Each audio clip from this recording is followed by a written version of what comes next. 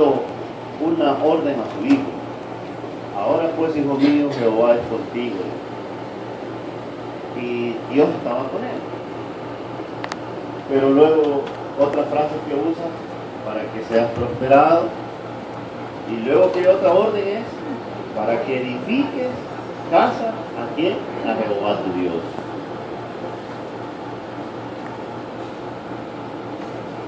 Como él ha dicho de qué. Voy a la lectura bíblica que se encuentra en Segunda de Crónicas 7, 1 al 3. Solo son 3 versículos, los vamos a analizar así brevemente y luego pasamos a otra lectura. Segunda de Crónicas, capítulo 7, y vamos a leer el hermoso versículo 1 hasta el versículo 3. Yo lo leo aquí, ustedes observan, hermanos, en la pantalla. Y si alguno de ustedes lo tiene en su Biblia, lo puede analizar ahí también. Dice así el verso: y cuando Salomón acabó de orar, descendió fuego del cielo y consumió el holocausto y las víctimas, y la gloria de Jehová llenó la casa. Verso 2. No podían entrar los sacerdotes en la casa de Jehová. ¿Por qué no podían entrar? Porque la gloria de Jehová había llenado la casa de Jehová, o sea, el templo.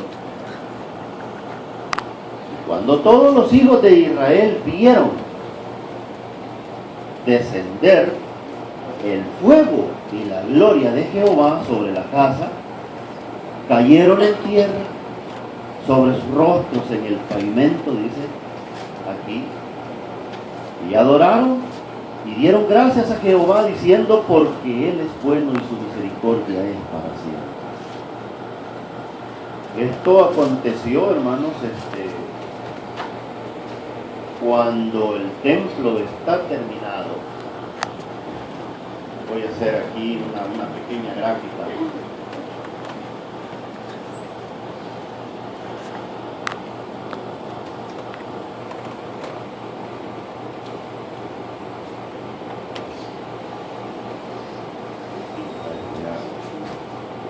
Si tienen otro por ahí, me lo consiguen. Salomón era el encargado de construir la casa de Dios, el templo de Dios. Y aquí en estos versos hemos encontrado nosotros de que el Señor, por mano de Salomón, al terminar la obra, al haber orado y haber dicho todo, Salomón dice que inaugura la casa de Dios, el templo de Dios. En la inauguración del templo de Dios, cuando están inaugurando y están matando, ¿verdad?, holocaustos, están sacrificando corderos en honor o en señal de que la obra había sido terminada, ¿qué sucede? Dice que el fuego de Dios desciende allí, dice, al templo, a la casa, al edificio, al lugar donde estaban ellos celebrando o inaugurando el templo. Cuando la gloria de Dios se manifiesta en la casa de Dios, se hincha el templo de humo de la gloria de Dios, y luego resulta que los sacerdotes y otras personas ahí no pueden entrar al lugar. Entonces Dios da una señal de que Él está allí en ese instante que está siendo inaugurada la casa o el templo de Dios. Estos versículos vienen desde otros 2 capítulos anteriores, desde el capítulo 5 hasta este capítulo, hermano. Encontramos que Salomón está dando y recitando muchas cosas. Está diciendo, mira, Jehová Dios, si tu pueblo se aparta, si tu pueblo se va, dice Segunda de Crónicas, capítulo 5 y el versículo 6. Fíjense lo que dice allí, hermano.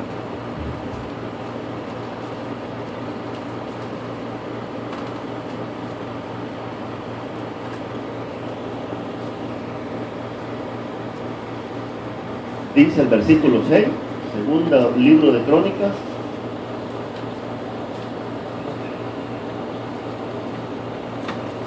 ¿Lo tienen, hermano? Muy bien, si lo tienen, yo le doy lectura. Está en la pantalla, ¿verdad? Así que bueno, qué bueno que está allí, ustedes lo pueden ver más bien que yo. Dice el versículo 6: y el rey Salomón y toda la congregación de Israel que se habían a él reunido delante del arca, sacrificaron ovejas, bueyes, porque la multitud no se podía contar, ni tampoco se podía enumerar. Todas las personas que estaban en ese lugar, era demasiada gente, estaba todo el pueblo. Y los sacerdotes metieron el arca del pacto de Jehová en su lugar, colocando ya el arca, que era un símbolo sagrado para Israel. Por el arca ellos habían derrotado a otros pueblos, habían librado batallas.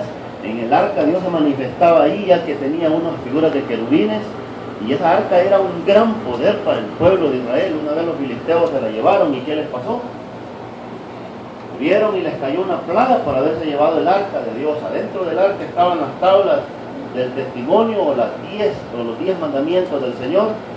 El arca era algo simbólico para Israel y no había dónde meterla. Entonces ellos la introducieron allí, dice el verso, en el lugar interior de la casa, en el lugar santísimo, cuando ya el templo está terminado, bajo las alas de los querubines. Pues los querubines extendían las alas sobre el lugar del arca y cubrían los querubines por encima, así el arca como sus barras. E hicieron salir fuera las barras, del modo que se viesen las cabezas de las barras del arca delante del santuario interior, pero no se veía desde afuera. Allí han quedado hasta hoy en día, dice Ido. En el arca no había sino las 2 tablas que Moisés había puesto en Horeb, con las cuales Jehová había hecho pacto con los hijos de Israel, después que salieron de Egipto. Aconteció que cuando los sacerdotes salieron del santuario, porque todos los sacerdotes que hallaron habían sido santificados, habían sido, dice también, que habían sido santificados y no guardaban sus turnos. Los levitas, cantores, todos los de Asaf, los de Emán y los de Jedutum, dice ahí, juntamente con sus hijos, sus hermanos, vestidos de lino fino, estaban con címbalos, salterios, arpas al oriente del altar, y con ellos 120 sacerdotes que tocaban trompetas. Ya les voy a explicar por qué estoy leyendo todo esto. Tal vez a usted le parezca un poco así, ¿verdad?, tedioso, pero no. Sucedió pues, el verso 13, que cuando los trompetistas y cantores al unísono, dice, hicieron oír su voz para alabar y dar gracias a Jehová, cuando elevaron la voz con trompetas, címbalos, instrumentos de música, y alabaron a Jehová diciendo, porque Él es bueno, porque para siempre es su misericordia, la casa se llenó de Jehová. O la casa se llenó entonces de una nube, dice Iba, la casa de Jehová.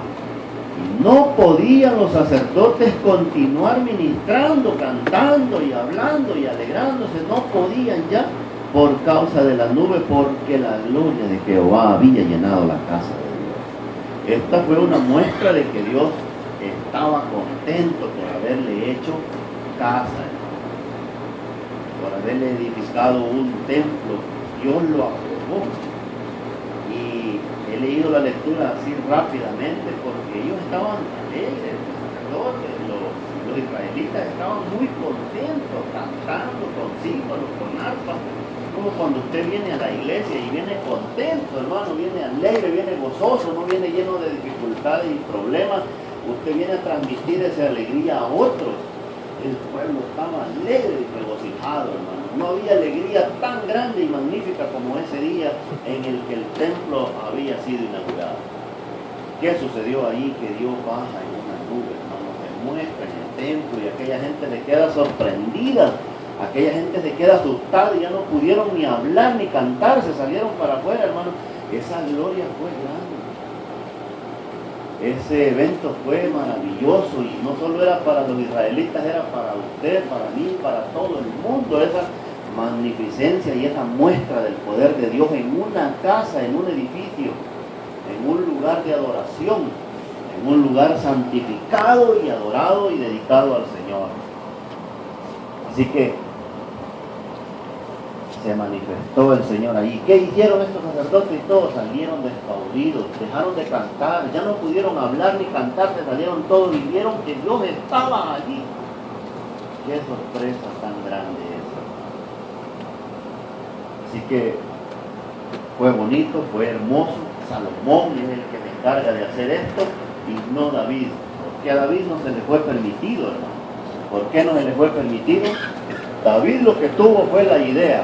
Dice Primera de Crónicas 17, 1 al 4. Voy a leer estos versos porque todo esto va a salir en las preguntas. Primera de Crónicas 17, 1 al 4. El padre de Salomón, me voy a ir más atrás, David. Ya hablamos de Moisés, que Moisés fue el que tuvo, ¿verdad? La muestra de Dios que le mostró, ¿verdad?, cómo hacer el tabernáculo, el testimonio.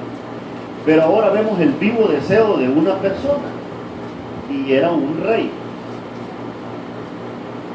Fíjense el deseo de alguien, el deseo suyo, el deseo mío, pueden ser diferentes, el deseo de usted, pero el deseo de este rey era grande, porque él amaba a Dios, a Dios. A pesar de su deficiencia, no crean que era un hombre también que fue todo el tiempo bueno, no, pecó. Todos conocemos la historia del rey David, que cometió un pecado grave, pero tuvo un vivo deseo, dice. Y aconteció que morando David en casa, en otros lugares dice una casa de madera de cedro, en otras versiones dice, verdad, en su palacio. Una vez que el rey está en su casa, sentado allí, mire, tranquilito, ¿verdad?, haciendo nada en su casa, nomás solo observando. La vida de un rey, ¿cómo creen ustedes que es, hermano? ¿Será una vida de dificultades? No, todo lo tiene a su mano. Es una vida de placeres, es una vida de regocijo. Un rey no puede vivir amargado, un rey tiene que vivir bien, que como nosotros en la casa, a veces los varones, ¿verdad?, los esposos se sienten como un rey en su casa, a veces se sienten como David. Aconteció que morando David en su casa, en su palacio, lleno de lujo, lleno de mujeres, lleno de todo, hermano, dijo David al profeta Natán, ahí estaba Natán. Mira, Natán, le dice, he aquí que yo habito en casa de lujo, y estoy bien acomodadito, bien tranquilito, tengo todo aquí. Ahí dice de cedro, ¿verdad?, porque el cedro es una de las maderas más caras en aquel tiempo, ¿verdad?, por todas las cosas de madera, pero realmente era un palacio. Y el arca del pacto de Jehová está debajo de cortinas, allá están abandonadas. Y el arca era un símbolo grande para los judíos, dice el verso 2. Y Natán le dijo a David, ¿verdad?, porque él le comentó a Natán, al profeta. Viene el profeta y le dice, haz todo lo que está en tu corazón, porque Dios es contigo. Viene el 3, verso 3, fíjense bien, aquí está el problema para el rey. En aquella misma noche fue palabra de Dios a Natán, al profeta, le dijo Dios en la misma noche que habían tenido, ¿verdad?, esa conversación, ve y dile al rey, David, mi siervo, así dice Jehová, tú no me edificarás casa en que yo habito. Cerrado por completo el deseo al rey. Bonito el deseo, el interés de edificar una casa, pero Dios no le permite. Verso 4. Verso 5. Porque no he habitado en casa alguna, le dice Dios a Natán, desde el día en que saqué a los hijos de Israel, desde que los saqué de Egipto, no he tenido casa estable. ¿Dónde estar allí? Sino que han dado de aquí para allá. Miren, ¿será que Dios se preocupó por estar en una habitación, hermano? A Dios sí le preocupó estar en un lugar porque quería estar con su pueblo, quería estar ahí en medio de Israel. Alguna desde el día en que los saqué a los hijos de Israel hasta hoy. Antes estuve de tienda en tienda y de tabernáculo en tabernáculo. Verso 6.